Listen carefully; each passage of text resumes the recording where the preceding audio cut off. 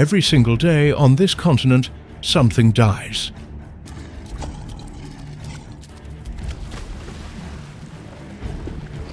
Not because nature is cruel, but because nature is honest.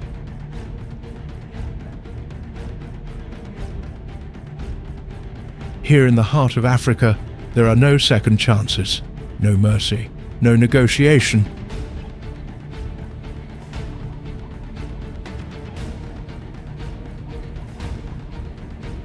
But the most dangerous creature in this arena is not the one you expect.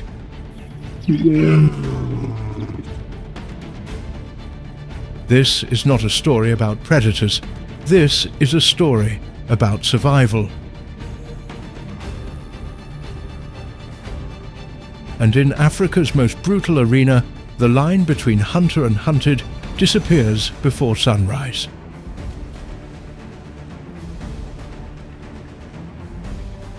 The Serengeti.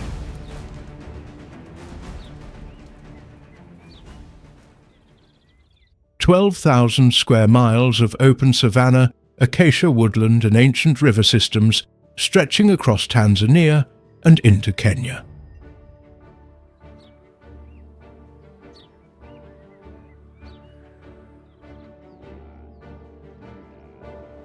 It is one of the oldest ecosystems on Earth. Scientists estimate that animals have lived and died on these plains for more than 3 million years.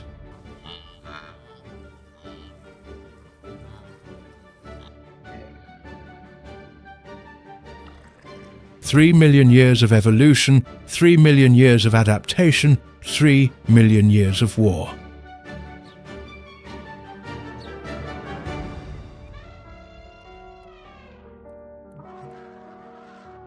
The Serengeti is home to more than 70 large mammal species and 500 species of birds. A food chain so complex, so interconnected, that the death of one creature ripples outward, touching dozens of others before the day is done.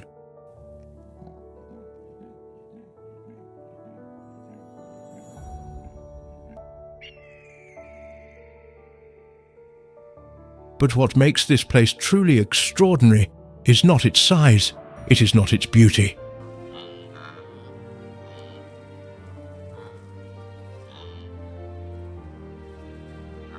It is the rules.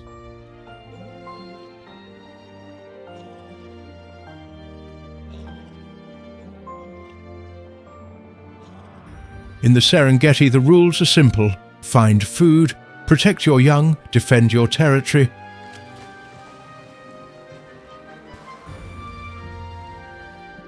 or die.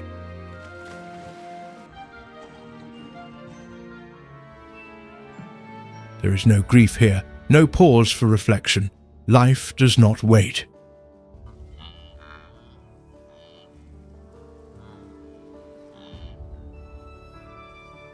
Today we follow 6 creatures through a single cycle of this ancient arena.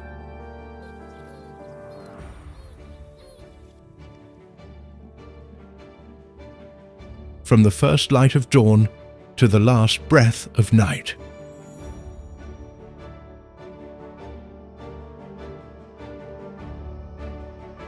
The grass is still silver with dew.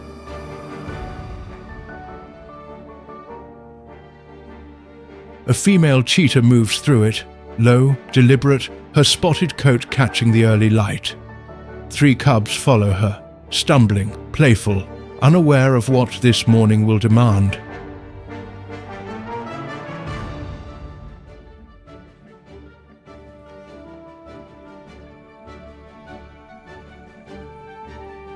She's a single mother, 3 cubs, 7 weeks old, each one requiring 4 kilograms of meat every single day.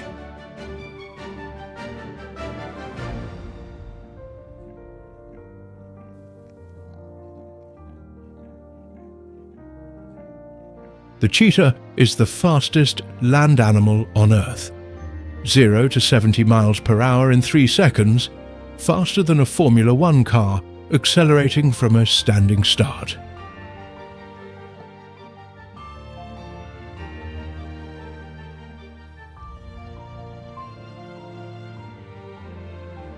But here is what most people do not know.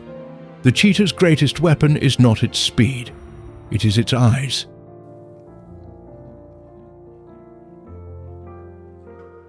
While other big cats hunt primarily at night, the cheetah hunts in full daylight. Its vision is calibrated for distance, capable of spotting prey from 5 kilometers away. It does not ambush, it does not wait in darkness. It selects, it calculates, and then it commits.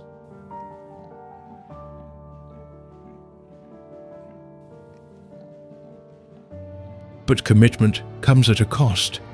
A cheetah can only sustain its top speed for approximately 20 seconds. After that, its body temperature rises to dangerous levels.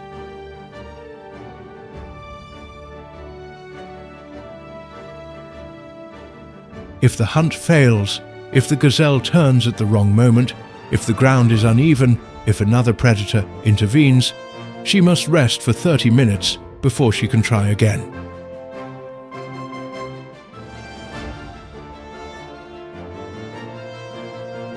"30 minutes in which lions, hyenas, and leopards can steal whatever she has caught."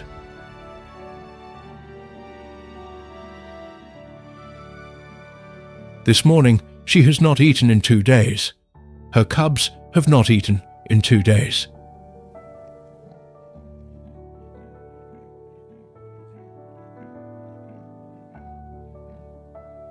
This is not a hunt. This is a necessity.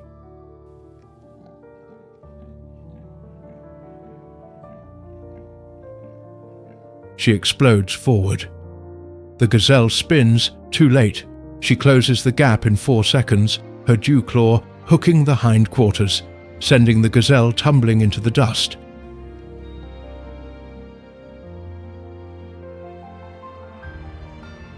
She locks onto the throat, not crushing, suffocating, precise. She holds the grip for 90 seconds until the struggle stops.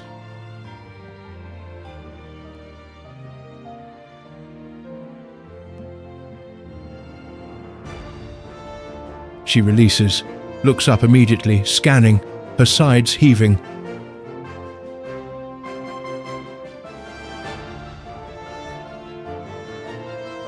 She has 7 minutes. 7 minutes to feed herself and call her cubs before the vultures descend. And the vultures are already circling.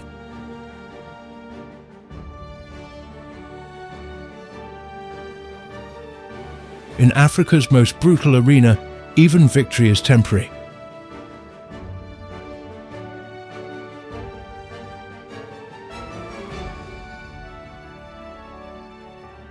Mid-morning, the heat is beginning to build.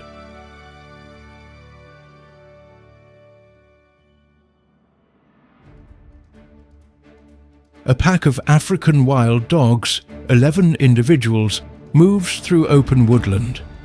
Their mottled coats of gold, black and white, are unique to each animal. No two are the same.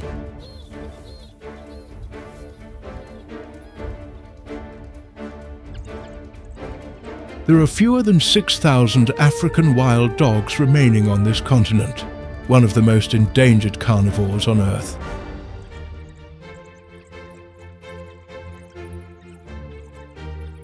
And yet, pound for pound, the most efficient hunters in Africa.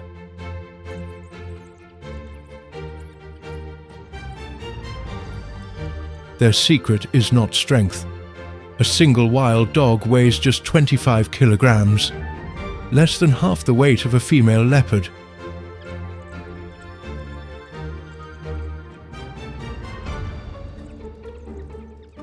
Their secret is something far more powerful. They vote.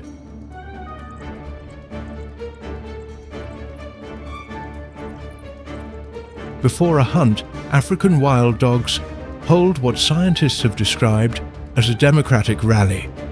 Individual dogs sneeze to signal readiness. When enough votes are cast, when the sneezing reaches a threshold, the pack moves as one.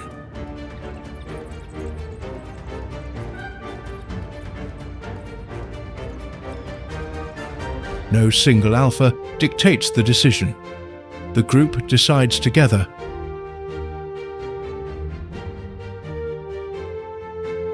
Today their target is an impala herd grazing near the tree line. 120 animals, fast, agile, capable of leaping 3 meters into the air.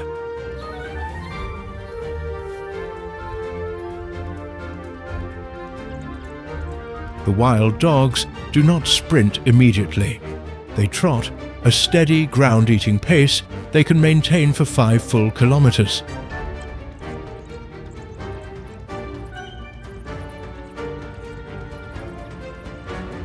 The impala is faster in a straight line, but the impala panics.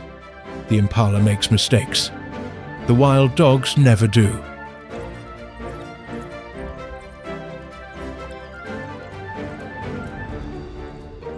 The lead dog makes contact. The impala stumbles, the pack converges in seconds.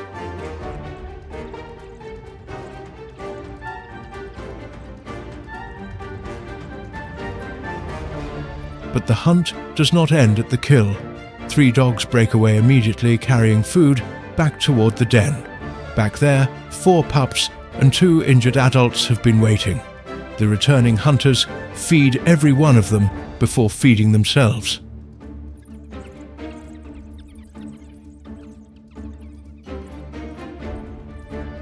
In a landscape defined by violence and competition, the African wild dog has built something remarkable.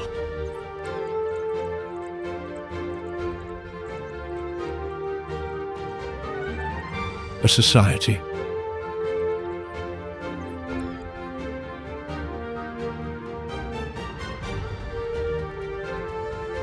High noon, the heat is crushing.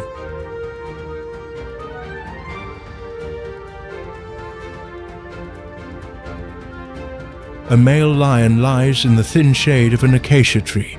His mane, dark, thick, heavy, absorbs the heat. He breathes slowly, his eyes half closed.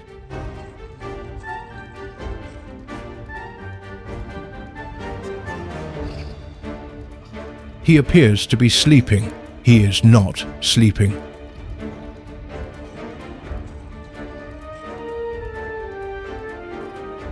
He is the dominant male of a pride of 14, 3 females, 8 cubs, 2 coalition partners, his brothers. He has held this territory for 3 years. In lion society, 3 years is a dynasty.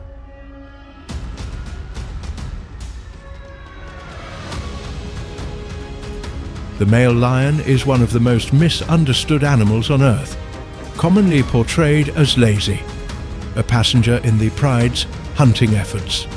But this misses the point entirely.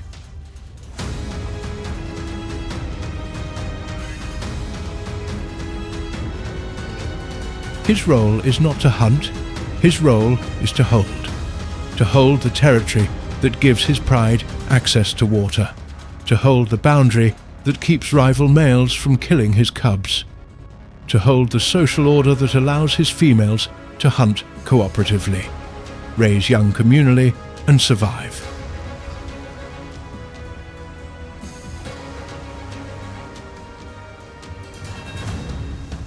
Two young nomadic males appear at the territory's edge, testing, watching.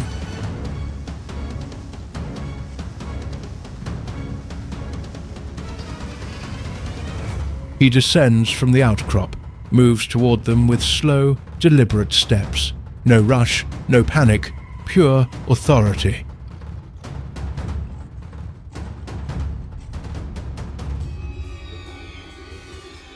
He stops 50 meters from the nomads, stares. Then the roar, full, resonant, earth-shaking. It rolls across the plain and carries for 5 miles in every direction.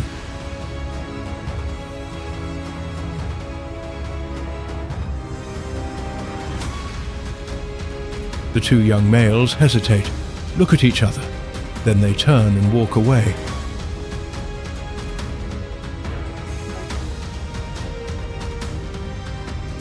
Tonight, while he patrols the perimeter, his females move out to hunt. 3 lionesses, fanning out, 1 wide left, 1 wide right, one holding centre, a herd of wildebeest ahead, unaware.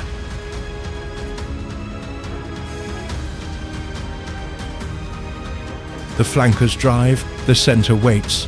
No signal is given, no command issued. Each lioness knows her role because she has played it 1,000 times before.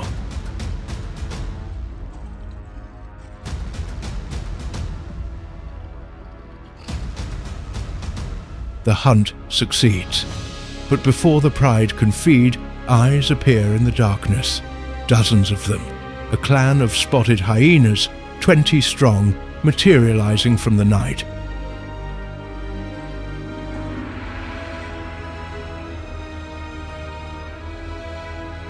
And now the male earns his crown. Not through hunting, through presence.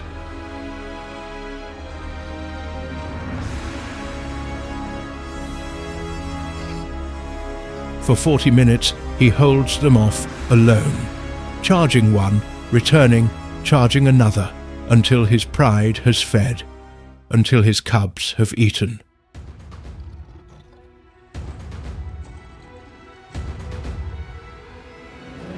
The king does not eat first, the king eats last.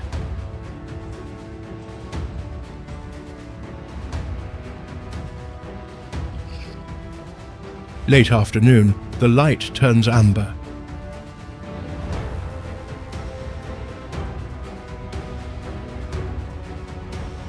A leopard, female, lean, powerful Pumnu, moves through riverine forest.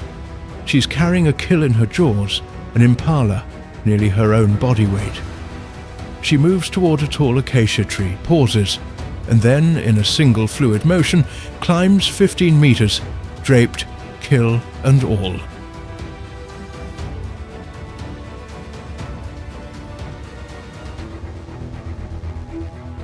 She has been hunting since before dawn. She has evaded 2 lions, a clan of hyenas, and a territorial male, and she has done all of it alone.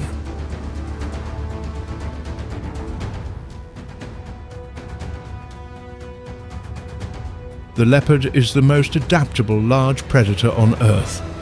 It lives in more habitats than any other big cat, from the snowfields of the Himalayas to the deserts of Namibia. Here on the Serengeti, it survives by being invisible.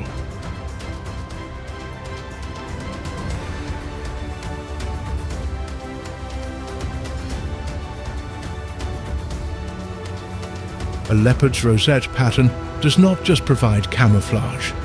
It breaks up the outline of the body, making it nearly impossible to distinguish from dappled light and shadow. Within seconds of going still, she becomes part of the tree itself.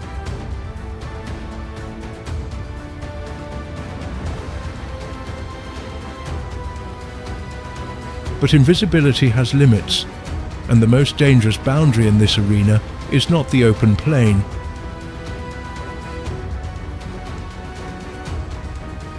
It is the river.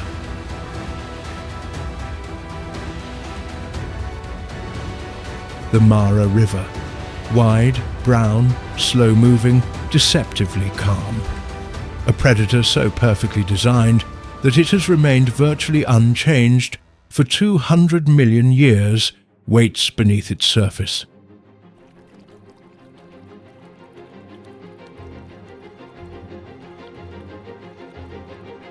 The Nile crocodile.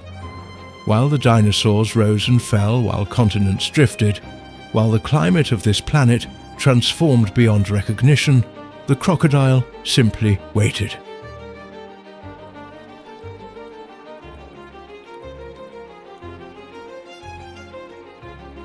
An adult Nile crocodile can weigh 1,000 kilograms. Its bite force, 3,700 pounds per square inch, is the strongest recorded bite of any living animal.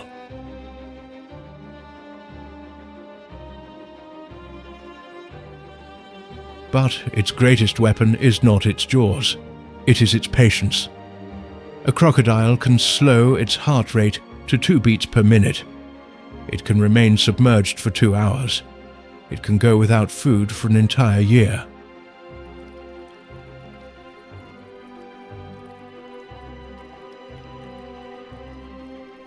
a herd of zebra approaches the river. They stop at the bank, nervous, shifting. They can smell the crocodile, but they have not drunk water in 3 days.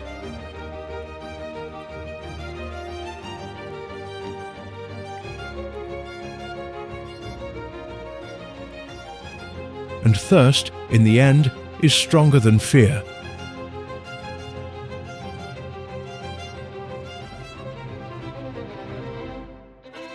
The strike happens before the zebra's nervous system can process the signal. An explosion of water. The death roll begins, violent, mechanical, unstoppable.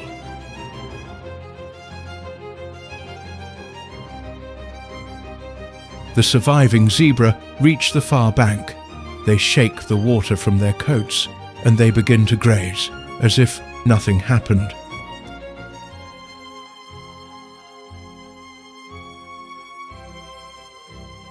The river gives no eulogy. The arena moves on.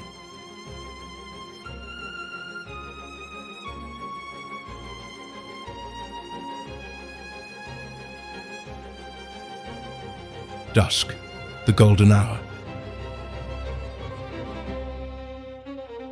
A carcass on the open plain, around it a chaos of life. Vultures dropping from the sky, hyenas arriving at a run, jackals darting at the edges.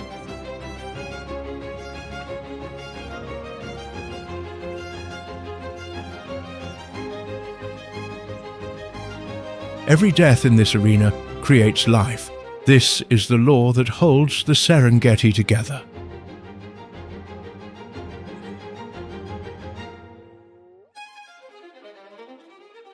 The spotted hyena is perhaps the most misunderstood animal in Africa.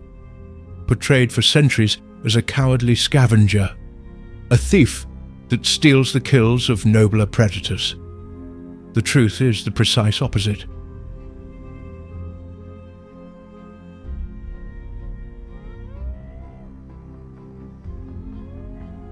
Spotted hyenas hunt up to 95% of their own food.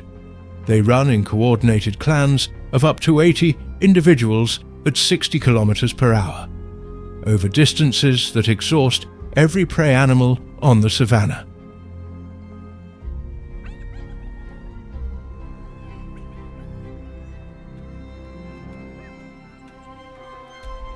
And their jaws generate a bite force capable of crushing the femur of a giraffe.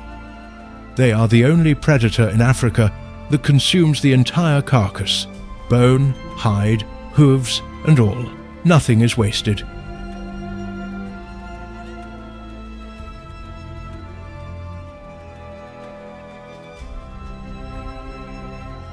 Above it all, the vultures, Africa's most essential and most overlooked guardians.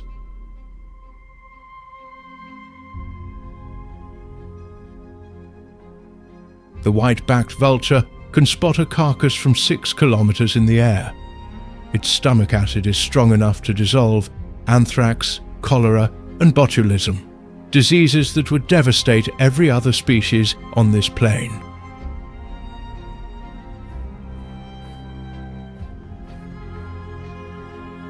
Without vultures, carcasses would accumulate, disease would spread through water sources, entire prey populations would collapse. The predators would starve, the Serengeti would unravel.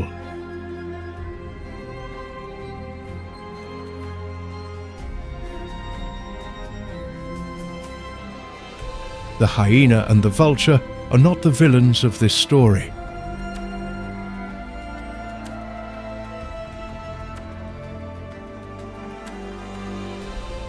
They are its maintenance crew, the ones who ensure that death in this arena is never wasted.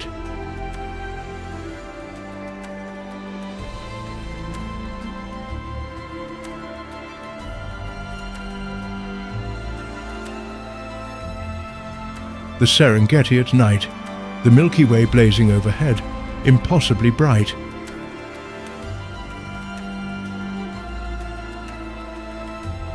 The plain below is black and silver, and the arena does not close when the sun sets. It transforms.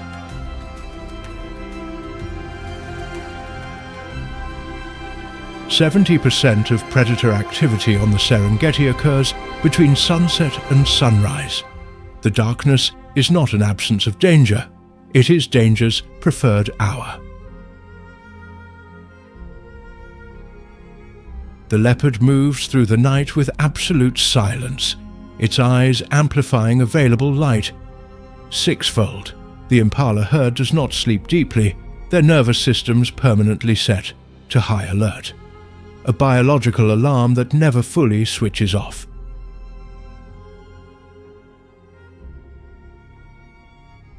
And then, from across the plain, the sound of running, many feet. The hyena clan moving at pace through the darkness, tracking a wildebeest herd they have been following for 40 minutes.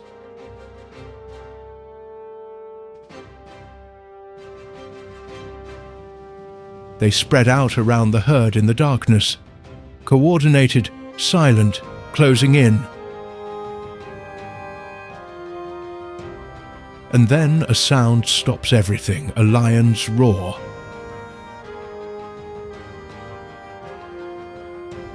Close, very close. The male lion has been following the hyena clan. He knows what their movement means. He knows there is a kill coming, and he intends to take it.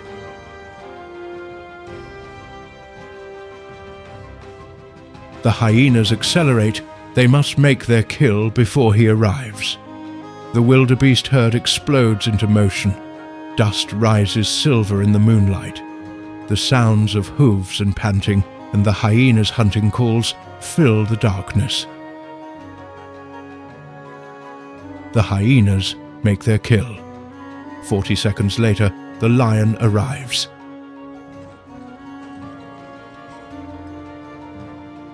He feeds. They wait. When he is done, they return.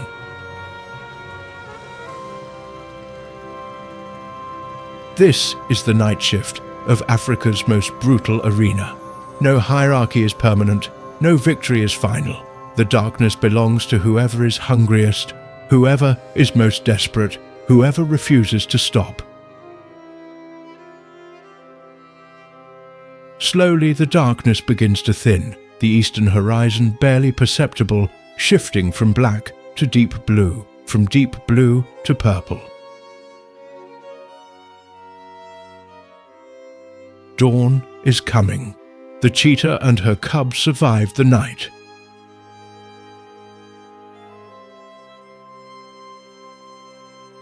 The wild dog pack fed their young and rested. The lion held his crown for one more day. The leopard kept what she earned. And the crocodile is already waiting for tomorrow outro.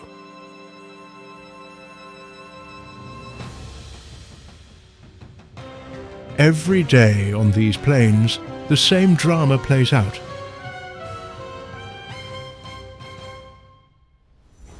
The same hunts, the same escapes, the same losses, and yet nothing about it is ordinary.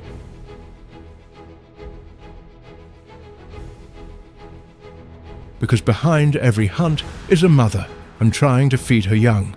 Behind every escape is a creature that refused to give up. Behind every death is a dozen lives that continue because of it. Africa's most brutal arena is not brutal because it is cruel. It is brutal because it is real. And in its reality, in its absolute, uncompromising honesty, it is the most extraordinary place on earth.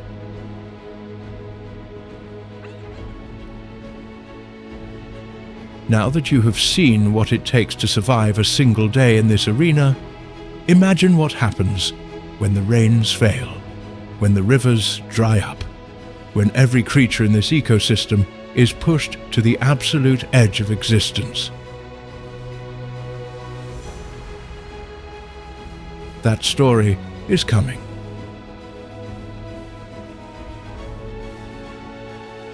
And it will change the way you see this continent forever.